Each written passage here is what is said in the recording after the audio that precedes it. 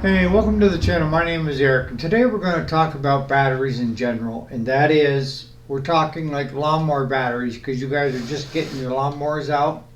And this is for both do-it-yourselfers and shops that may not know this trick. A lot of times with sitting over the winter, a battery will lose some of its charge, so it'll get down low. And you can check that. These are like less than 20 bucks at Harbor Freight. But you put the red on the plus sign and you put the black on the negative sign, which is the ground.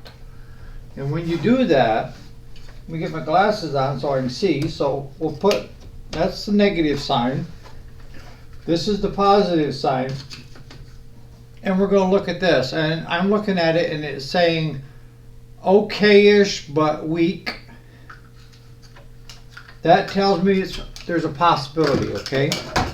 And what do I mean by possibility? I mean, you're probably gonna, if you don't own one of these, you're probably gonna ask your buddies or something like that, or find a shop like ours that we do this as a favor to our customers and sometimes not our customers, okay?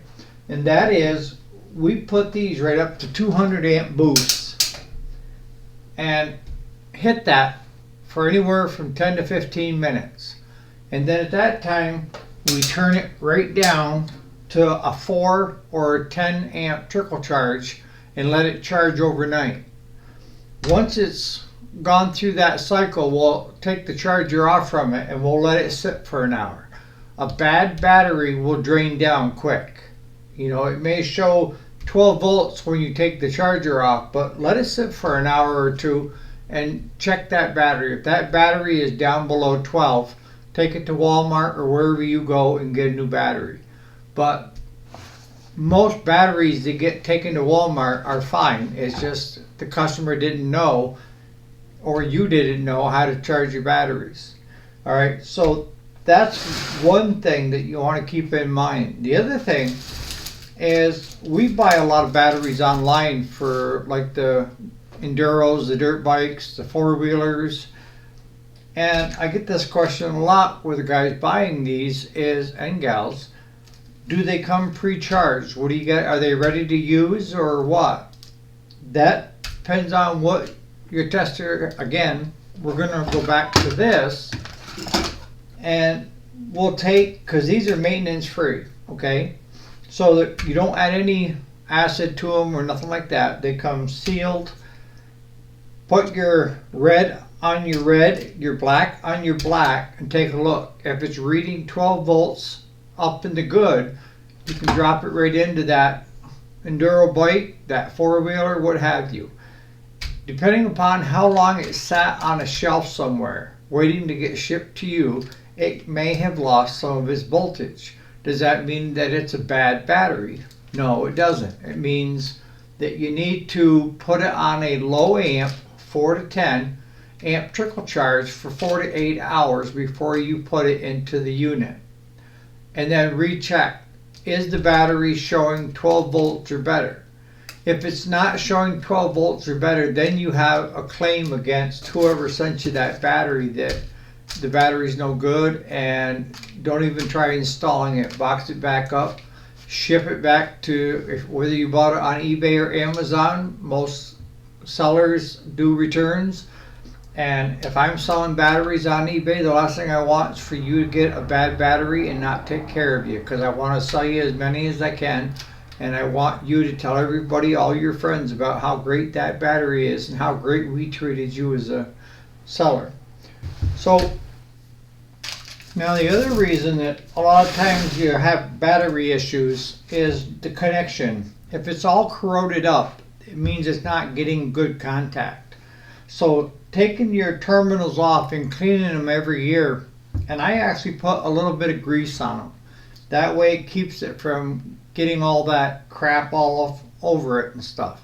Check for loose connections with your terminals and where they hook into your batteries. A lot of times the battery's fine. You're trying to figure out whether you have a charging issue problem or a battery issue, but the only way that you can test for both is to make sure that there's no corrosion, you got good contact I take a knife, you can take a wire brush up the ends where you attach your lines from your tractor or lawnmower. And if these are corroded up, it's not going to charge, even though your charging system's fine.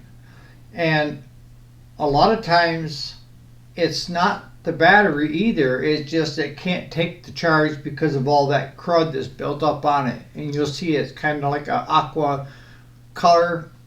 Clean it up, check your connections, and that should be good. So hopefully that kind of, if you have any questions or comments, put them in the comment section. I read them. A lot of times, even a lot of the shops that I know don't understand and didn't know that you could actually put it up to 200 amp and bring back a battery that's been sitting for quite a while. And this works on car batteries too, by the way, guys.